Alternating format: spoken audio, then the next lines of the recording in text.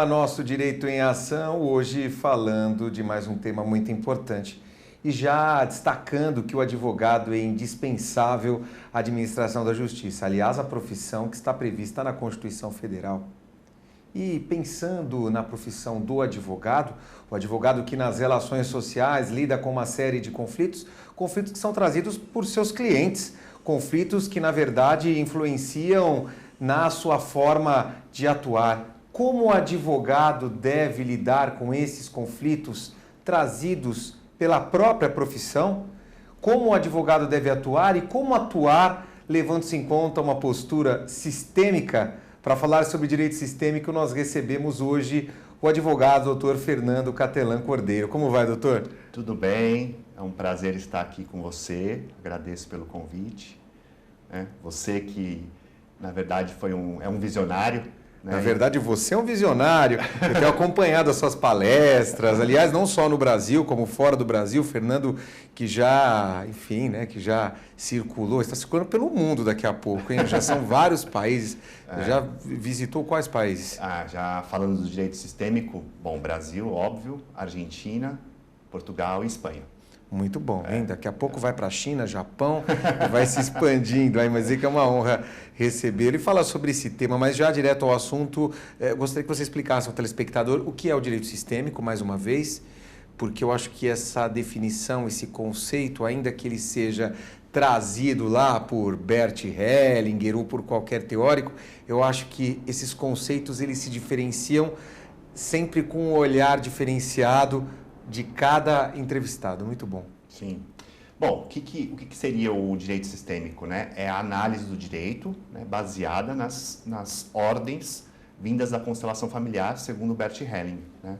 Para que possa entender isso, eu acho que a gente tem que falar um pouco, né, dessa teoria, de como que o Bert Hellinger sistematizou, né, essa filosofia das constelações familiares. Então, o Bert, ele era um filósofo... Alemão? Alemão, era um filósofo, teólogo alemão, e ele passou por diversas terapias, diversas áreas de conhecimento. Então, ele estudou psicanálise, PNL, né, terapia primal, terapia de família. Então, ele passando por todas essas terapias, ele pôde sistematizar a constelação familiar, né? E ele... É uma terapia de caráter fenomenológico. Na verdade, é uma abordagem, digamos. Eu não vou dizer que é uma terapia, porque é uma filosofia, né? Ela tem uma abordagem fenomenológica. Então, através das observações de Bert Hellinger, ele descobriu que ele pôde observar que todos nós, né, independente de raça, sexo, nacionalidade, né, somos submetidos a 3 leis, a 3 ordens, que ele chama de ordens do amor. Até parece algo romântico, né, quando a gente fala ordens do amor, né? Mas a gente sabe que o ser humano, né, tá ligado ao amor, né? E para que esse amor possa fluir e para que ele não gere conflitos, ele tem que ter ordem. Então, muitas vezes a gente acha que, por exemplo, eu como filho, eu sou o filho mais novo, eu quero salvar meus pais. Meus pais estão em conflito, eu quero salvar meus pais. Eu saio do meu lugar. E acho que isso é por amor. Só que isso gera um conflito. Então, o Bert Hellinger, nessas 3 ordens do amor, ele pôde observar que a primeira delas é o pertencimento, né?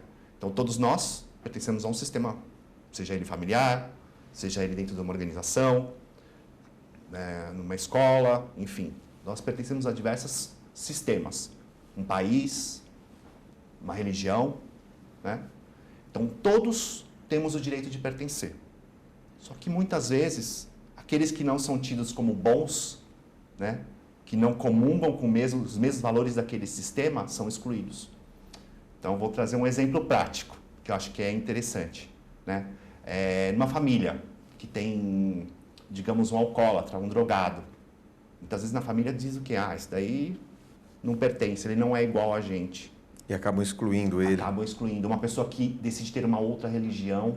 Aquele que comete um crime também? Aquele que comete um crime. Ou seja, não posso excluir, tenho que trazê-lo junto. Claro. E, inclusive, isso na visão digamos, dessa filosofia do Bert Hellinger, o assassino faz parte e a vítima faz parte também daquele sistema. Ela passa a fazer parte do sistema, tem que ser olhada. Agora, e nas relações de família, por exemplo, aquele que trai?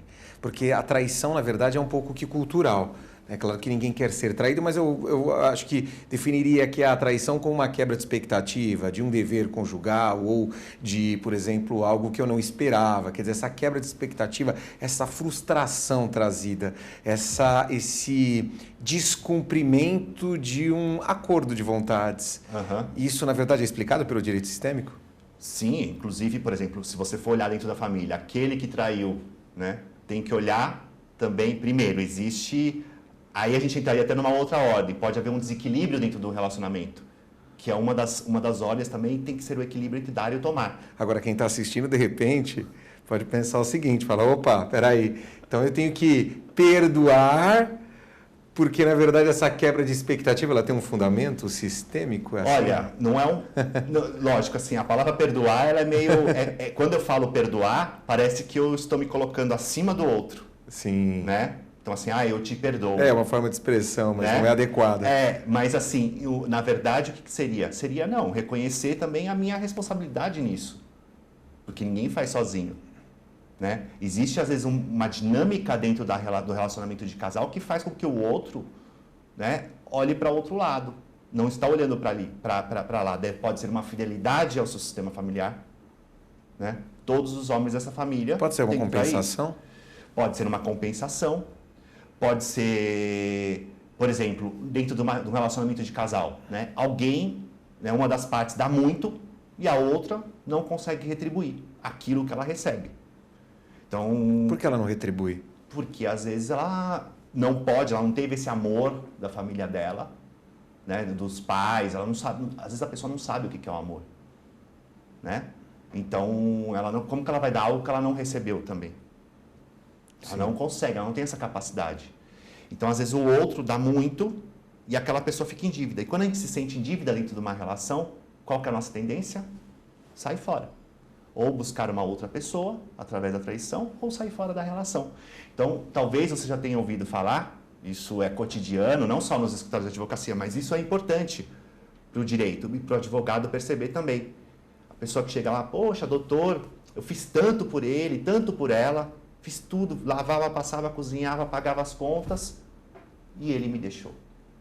Não é isso? É muito comum. Por quê? Porque um deu mais do que o outro. Então, para que o relacionamento seja saudável, tem que ser como? Um dá um pouco, o outro vai lá dar um pouquinho mais. E o outro dá um pouquinho mais e o relacionamento vai crescendo. E a liberdade sempre. Exato. Na verdade, somos todos livres. Agora a minha pergunta vem. Mais uma vez, até perguntei para outros entrevistados com relação ao direito sistêmico, isso não cai muito para o campo da psicologia? Eu insisto em fazer a pergunta, não porque eu entendo dessa forma, não. Mas, na verdade, eu fico com a dúvida, trazendo a dúvida do telespectador. Sim. Porque isso traz um olhar sensível para as relações. E, claro, o profissional do direito ele deve ter um olhar mais sensível, mais apurado, olhando o futuro. Mas será que não fica um pouco com uma roupagem aí de terapia, de psicologia? Porque há quem diga isso. Eu já ouvi falar até de terapeutizar o direito. Né? O advogado ele tem que estar no lugar dele. Né? Se eu sou advogado, eu sou advogado. Um cliente vem me buscar como advogado. Agora, eu posso me utilizar de outras áreas de conhecimento para ampliar o meu olhar. Né? O advogado, hoje em dia, ele não deve saber somente do direito, mas não que ele vai ser, por exemplo, psicólogo. A gente ouve, às vezes, das pessoas falarem, os próprios colegas falarem, eu sou advogado de família, então tem que ser meio psicólogo. E eu sempre falo pro colega, não, o senhor é advogado. Agora, se o senhor se utiliza de outras áreas de conhecimento para solucionar o conflito ou ajudar o nosso cliente a solucionar o conflito, né, aí é outra coisa.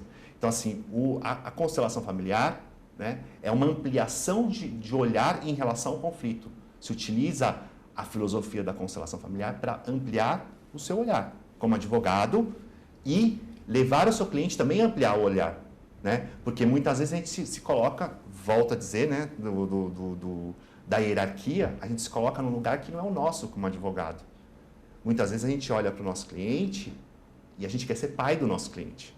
E acha que o nosso cliente, às vezes, não tem a capacidade de decidir por si próprio. Então, o direito sistêmico, o que vem trazer de novo, né? Digamos, empoderar esse cliente para que ele também possa tomar as melhores decisões. E nós, como instrumentos ao lado do nosso cliente. Né? Que, como advogado, esse instrumento, advogado. Na eventual conciliação, pode ser que não seja até justa legalmente, mas foi justa pelas partes ali antes de chegar-se a um tribunal, uma resolução de conflitos, vamos colocar assim, né? Não sei se poderia utilizar essa palavra, mas aqui estamos bem em casa aqui para conversar. Sim. Uma ferida que muitas vezes pode ficar aberta por anos, por que não fechá-la, de repente, de uma maneira muito mais apaziguadora, de uma forma, uma cultura de paz, se assim poderia me referir. E às vezes, e também respeitar o cliente, né? Muitas vezes a gente, como advogado, a gente olha e fala, poxa, isso daqui com uma mediação resolveria rapidinho, né? Mas muitas vezes o cliente não quer. E a gente tem que respeitar isso, dizer sim. Que aí até uma linguagem que a gente utiliza dessa filosofia, é assentir, dizer sim para tudo. Eu sei até de casos que já me aconteceram de que a coisa era muito simples e se fosse uma conversa, uma mediação, resolveria. Mas às vezes o cliente não quer. Então, assim, essa capacidade também de concordar com aquilo que vem do cliente, eu acho que isso também faz parte do direito sistêmico, porque muitas vezes a gente, como advogado, a gente luta contra isso. E às vezes o contrário, às vezes o cliente quer mediar e a gente fala, não, mas você tem direito a isso, pode fazer isso, pode fazer. Não é isso? Aliás, a cultura da mediação, do acordo, é algo que deve ser implantado muito entre os profissionais do direito, porque o profissional ainda tem aquela visão tradicional, dizendo assim, não quero conciliar. É uma grande... Aliás, utilizando o direito sistêmico, me parece que alguns magistrados conseguiram grandes evoluções nas varas de família, e eu não sei o índice, ou também não sei como isso vem sendo tratado nos escritórios de advocacia, mas me parece que vem crescendo a utilização como técnica, como ferramenta para o enfrentamento do mercado de trabalho. Sim.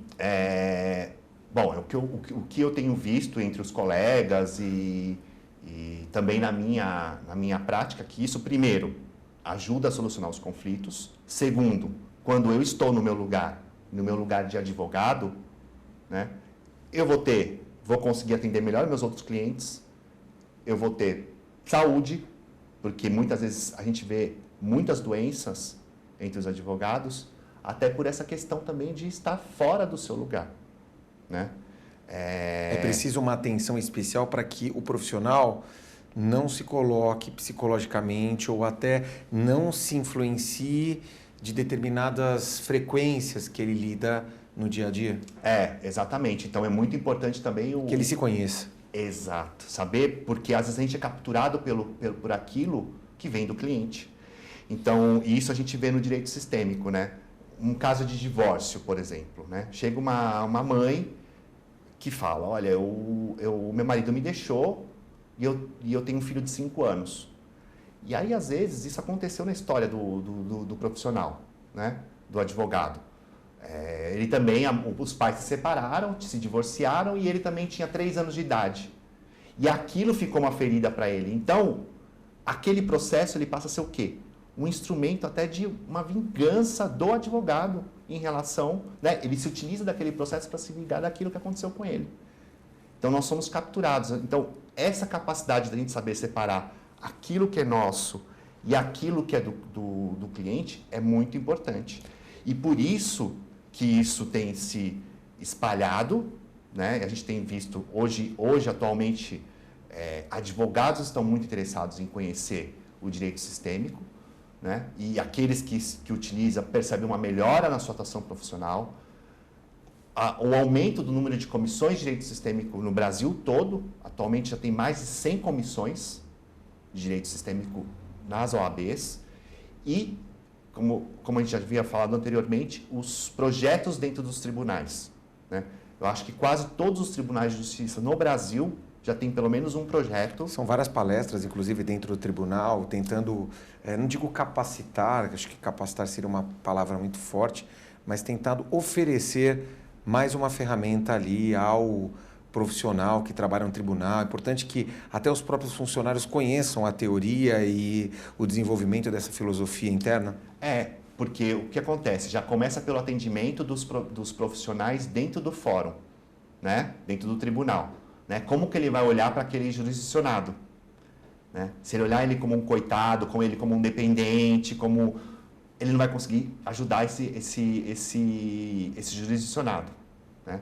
Segundo, com as palestras vivenciais, isso já em relação às partes, e caso as pessoas queiram participar de uma constelação, elas podem participar de uma constelação dentro do tribunal para olhar para o conflito. Por quê? O que a constelação familiar faz? Ela vai trazer aquilo que está oculto dentro do conflito, no conflito. Né? Então, a gente tem, né, acho que vocês já devem ter visto aquela figura do iceberg, né? Aquilo que está aparente e aquilo que está oculto. Às vezes o conflito não é aquilo que a gente está vendo no dia a dia, vem muito além daquilo. Então, quando a pessoa faz uma constelação, ou mesmo num trabalho com advogado, através das falas, através da entrevista que ele faz, ele conduz ao cliente a chegar nesse algo que está oculto, às vezes o cliente olha e fala, poxa, então quer dizer que eu estava brigando por isso, na verdade estou repetindo um padrão que era, sei lá, do meu pai, do meu avô, porque para que eu possa pertencer, né, eu aprendi e acredito que as mulheres, por exemplo, têm que ser submissas aos homens, e por isso que eu acabava brigando com a minha mulher.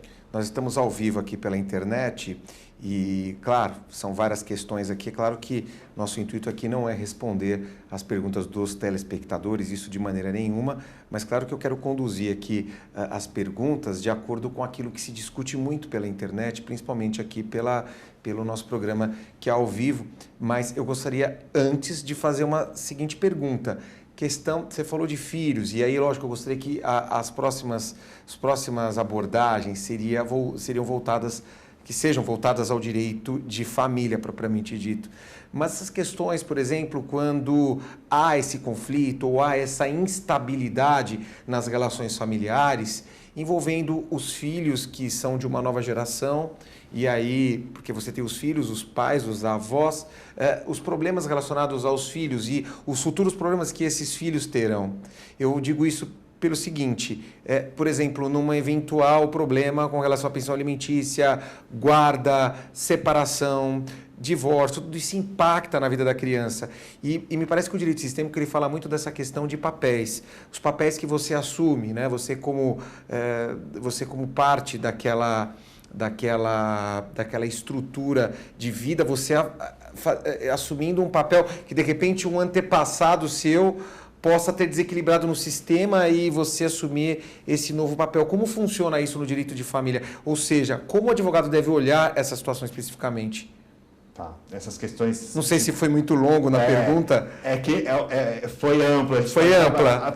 Pode abordar de vários aspectos, claro. Né? Mas eu posso, por exemplo, trabalhar falar daquilo que dos exemplos que você deu, né? Guarda, separação, né? Situações que trazem uma estabilidade. O que acontece? Muitas vezes a gente sabe, acho que isso daí é até um senso comum, né? Dos pais colocarem, às vezes, os filhos como uma moeda ali de troca e no meio do conflito, né? Fica o filho fora do lugar, tentando salvar... Que não tem culpa. O conflito, exato. Mas a criança, por amor aos pais, isso às vezes pode aparentemente não parecer, mas por amor aos pais ele está ali, tentando salvar o casamento. Quer resgatar. Colocar ele no lugar dele. De certa forma, conduzir para que a criança esteja no lugar dela. Então, assim, os pais não envolverem as crianças nos conflitos que são dos adultos. Então, a gente vê, por exemplo, os pais falando dos conflitos próximos das crianças, né?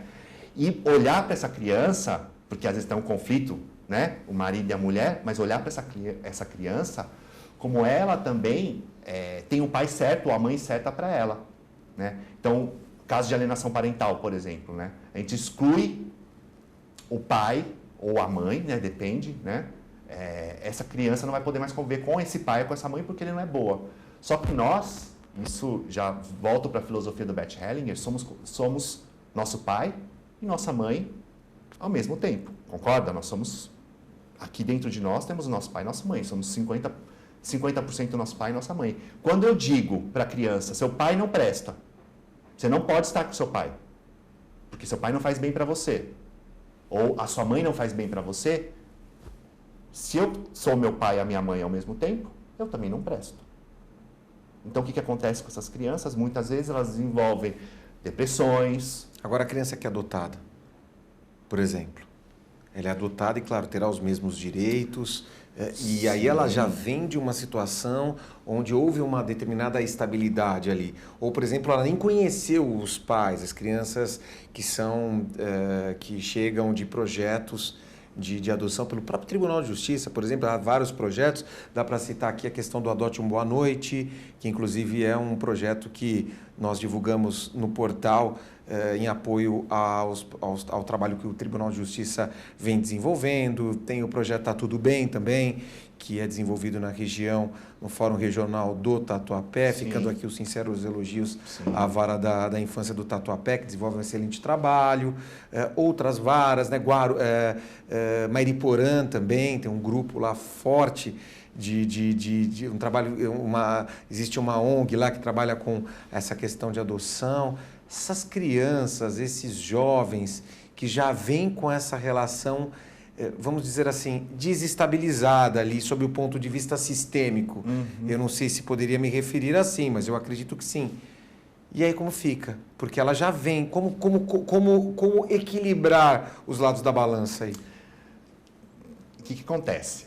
No caso de uma adoção, né, é traumático para essas crianças, por mais que elas não conheçam os pais, né, a criança, isso no inconsciente dela, ela sente que houve essa ruptura da relação dos pais, né, em relação a essa criança.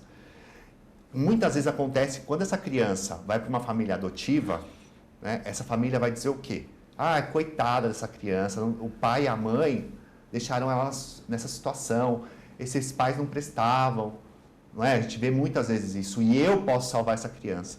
Só que a primeira coisa que o casal, né, deveria, na verdade, conhecer e que seria, enfim, isso beneficiaria muito e não teria tantos problemas depois, né, no período depois que a adoção, né, que muitas vezes a gente sabe que os índices de devolução às vezes são altos, né, esses pais olharem para essa criança e internamente dizer, esses pais são pais certos para ela, porque se não fosse esse pai e essa mãe, não teria essa criança. Esses pais que entram... Os pais biológicos. Os biológicos. Tem que ter um respeito em relação aos pais adotivos, que muitas vezes não acontece isso. E também é interessante, isso acho que é uma dica para os advogados, é quando atender um casal, enfim, um caso de adoção, saber observar para onde que esse casal está olhando. Porque muitas vezes ele está querendo adotar a criança para substituir um filho que eles perderam. Não estão olhando para a criança. Ou pensando no futuro dele para que tenha ali um futuro companheiro, para garantir o futuro. Para ficar velho e não ter alguém para cuidar de mim. Talvez teria uma gratidão ali de uma criança, porque ela vai dizer, cuidei de você, então você vai cuidar de mim. Que na verdade não é esse o objetivo. Exato. Ou, às vezes por um capricho, tem gente que, por exemplo, eu tenho filhas, tenho 5 filhas, meu sonho era ter um filho. Vai lá e adota uma criança. Então, assim, não está olhando para a criança, está olhando para o capricho, né? Então, é interessante o profissional, o advogado, enfim, os operadores do direito, também observarem para onde essas pessoas estão olhando. E sempre com respeito à família biológica, que eu acho que isso é interessante, porque essa criança vem, ela traz uma história desses pais, dos avós, né? E chegou até ela. Se não fosse todas essas pessoas, essa criança não seria quem ela é hoje e está disponível para adoção. Então, eu acho que é interessante esse olhar, a gente conhecer essas leis justamente em situações como essa. E a ruptura, a separação, o divórcio? Pensar que a vida não é só o financeiro. O financeiro, na verdade, ele vem para trazer, acho que uma oportunidade de contribuir aí com o olhar ao prazer da vida, para que se adquira condições de se viver melhor. Mas muitas vezes uma separação e divórcio aí fica aquele olhar mais rígido no sentido de que como ficarão os meus bens, mas não como ficará a minha relação afetiva. Lógico que ninguém é obrigado a viver com o outro se não gosta daquela relação. Claro. Mas e essa ruptura? Como que o direito sistêmico vê a ruptura, a separação e o divórcio, propriamente dito? Olha, primeiro que tem que ter um respeito em relação àquela pessoa. Por quê? Porque o que acontece? Muitas vezes, por exemplo, a pessoa tem 3, 4 casamentos, né? E se exclui o casamento anterior, digamos, o parceiro anterior, ou a parceira anterior, né? E inclusive daquela parte que está vindo também para essa nova relação. Peraí, tem que viver tudo, tem que ser a família mosaico ou não? Não precisa tem que todo ser mundo mosaico, viver junto, não. Todos tem que conviver, não. Mas digamos, reconhecer o lugar daquela outra pessoa que passou antes. E não simplesmente excluir. É o reconhecimento, você não precisa ser melhor amigo, não é isso. Mas reconhecer que existiu aquela outra relação. Porque muitas vezes a pessoa fala que, não importa, por exemplo, já foi, já não quero mais saber daquela fulana, mas às vezes a pessoa tem filhos com ela, né? Ou foi uma história importante, se não fosse aquela relação, se não fosse a vivência daquela relação, é que hoje ele ou ela não estaria disponível para a próxima relação. Concorda? Aquela outra pessoa cedeu o lugar. E você teve uma história com ela e foi um aprendizado. Então, saber os lugares também. Existem esses lugares dentro da relação. Agora, e também, num novo relacionamento, saber que os filhos daquele primeiro relacionamento vêm antes do que o relacionamento atual. Sabe por que eu perguntei da separação e divórcio também? Porque assim, muitas das pessoas se unem, mas não existe aí o nascimento de uma criança. E para que o direito sistêmico entenda uma relação familiar, é importante que exista uma criança derivada dessa situação ou basta a união das pessoas? Não, a união das pessoas já é um relacionamento. Já é um relacionamento. Então tem que ter um lugar. Esse relacionamento anterior tem que ter um lugar, né? Como eu disse, não é todo mundo conviver ou ser melhor amigo, não é isso. Mas teria que ter um lugar, falar, não, existiu essa primeira relação, existiu a segunda relação e agora... E outra, o bom término. Isso é importante, porque muitas vezes a pessoa está numa terceira relação e não terminou nem a primeira. Não fechou. Eu vou chamar um rápido intervalo.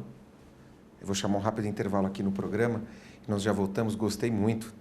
Eu gosto muito de falar sobre essa questão do direito sistêmico ligado à área da família, mas eu vou chamar um rápido intervalo e nós já voltamos com o programa Nosso Direito em Ação.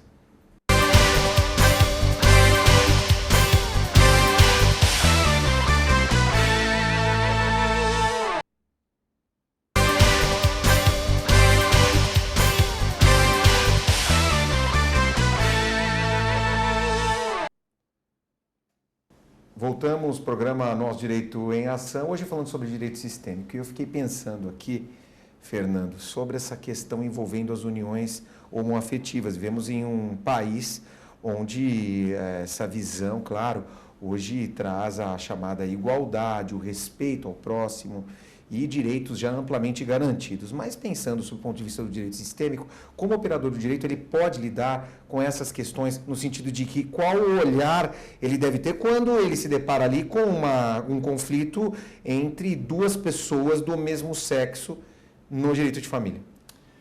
É interessante você abordar isso porque, primeiro, você falou do olhar do operador do direito, né? Muitas vezes, isso por uma questão... às vezes moral ou ideológica, né? O operador ele pode até às vezes se colocar em cima dessas duas pessoas que estão em conflitos, né? E na verdade a gente tem que olhar como o quê? Como iguais. Então são relações iguais como outras quaisquer.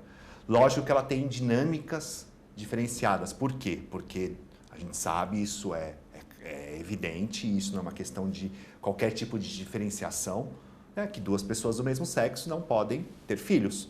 Mas, muitas vezes, não podem ter filhos biológicos entre eles, mas podem gerar filhos de uma outra maneira. Esses filhos que não são derivados de um casamento, que não são concebidos em um ventre materno daquela relação e que são derivados de um outro ventre materno, essa questão do pertencimento ali. Quer dizer, o olhar do operador também tem que ser no sentido de que, e eu penso até na união dos espermatozoides ali, Sim. O nosso biodireito, as relações envolvendo a bioética, hoje trazem uma ampla proteção a todos esses direitos que, muitas vezes, o direito propriamente dito ainda não prevê uma proteção para muitos direitos como esse. Sim. No caso, por exemplo, a gente vai falar a famosa barriga de aluguel, né? Então, muitas vezes, você pega um óvulo de uma mulher, o espermatozoide, às vezes, de um digamos, um dos cônjuges, né? E uma barriga de outra mulher, né? Para essa questão, para a visão sistêmica, todos fazem parte. Inclusive essa mãe de aluguel, por mais que ela não tenha relação, digamos, biológica, né? Digamos, genética, né? Ela faz parte. Então, dar um lugar para essa barriga de aluguel e dar um lugar para essa mãe que, na verdade, assim, que deu o óvulo, né? Por quê? Porque através dessa genética que veio toda, digamos, toda uma história, enfim, que é o que a gente fala dos emaranhamentos, vem tudo dessa família, dessa mãe que doou o óvulo, né? Então, ela tem que ser considerada, tem que ser incluída.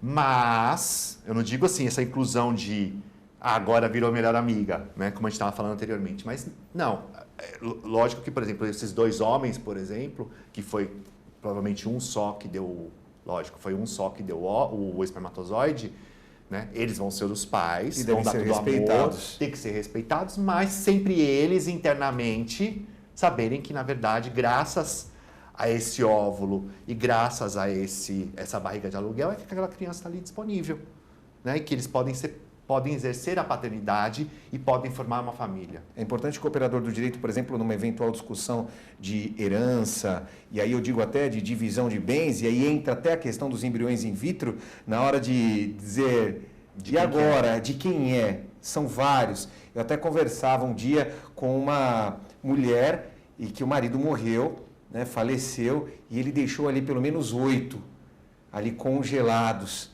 e que gostaria de que no futuro pertencesse a um sistema. E ela ficava pensando, né, como fazer agora? Porque esses embriões, eles trazem um custo grande, né, para serem mantidos ali in vitro e serem mantidos naquela situação. Bom, enfim, é bem polêmico isso, mas são todas expectativas ali, já são expectativa de vida e ávidas por pertencer a um sistema. Na hora de observar essas questões, o operador do direito tem que levar em conta que há ali uma série de compensações nessa relação multifacetada, multifamiliar. Eu não sei como poderíamos abordar isso. A gente sabe que uma coisa, lógico, o direito sistêmico e a filosofia sistêmica do Bert Hellinger, né, dá um olhar que muitas vezes o direito, né, prevê de uma outra maneira. Nesse caso dos embriões que estão congelados, lembra que não importa se é vivo ou se é morto. Às vezes um aborto, ele também faz parte. Então todos esses embriões, eles também fazem parte. Agora, outra coisa é o que o direito prevê, né? Muitas vezes, por exemplo, uma legislação de um país pode falar, não, isso não pode ser descartado, não tem direito nenhum, não sei, né? Estou falando isso no geral. Mas eles têm que ter um lugar. Então, nós como operadores do direito também darmos esse lugar e mostrarmos que eles têm que ter um lugar. Aí, se eu fosse falar numa visão da filosofia, de repente essa pessoa não pode manter esses embriões, né? No Brasil. Sim. Talvez no Brasil, talvez em outro país também as relações sejam diferenciadas. Exato, é por isso que eu estou falando. O operador tem que respeitar as diferenças em suas diferenças de cultura. E nós, como operadores, sabemos que isso daí, que todos eles fazem parte da família, né? E muitas vezes aqueles conflitos que estão acontecendo dentro da família, né? Às vezes é porque aqueles embriões também não foram reconhecidos, né? Então, conduzir o cliente, olhar também para esses embriões e falar, olha, eles também fazem parte, mas se não pode manter e não pode ter esses filhos, dê um lugar para eles. Internamente, dê um lugar para eles. Isso é importante. Sua mensagem para quem está nos assistindo, para o operador do direito e para os adeptos ao chamado direito sistêmico, a essa grande filosofia? Não, eu na verdade, a mensagem que eu dou é que a gente sempre busque novas formas, né, de agregar, de trazer a cultura da paz para a advocacia, né? Sabermos que nós, como advogados, somos também gestores de conflitos, não somos somente pessoas que, enfim, que muitas vezes a sociedade nos vê como o advogado está pensando em dinheiro, não, mas a gente também tem um papel, está garantido na Constituição, está garantido no nosso Código de Ética, que nós temos que buscar a paz. Então, aperfeiçoem-se, busquem conhecimento, né? Não só dessa filosofia do direito sistêmico, das constelações familiares, mas buscarem outras áreas para aperfeiçoar o seu trabalho. E, muito importante, se autoconhecer. O advogado também é humano, então a gente tem que se autoconhecer sempre para que a gente possa ajudar o nosso cliente da melhor maneira possível. Bom, gratidão, como diriam os adeptos dessa grande filosofia, gratidão pela sua participação nesse programa. Eu que agradeço. E nós ficamos por aqui. Na próxima semana nós voltamos com mais um programa de interesse de todos nós, nosso compromisso sempre de fazer cidadania, sempre de uma forma ética, levando-se em conta que, através da comunicação, nós conseguimos alavancar e conseguimos atingir o aprimoramento sempre das nossas relações sociais. Até o próximo programa. Muito obrigado pela sua audiência.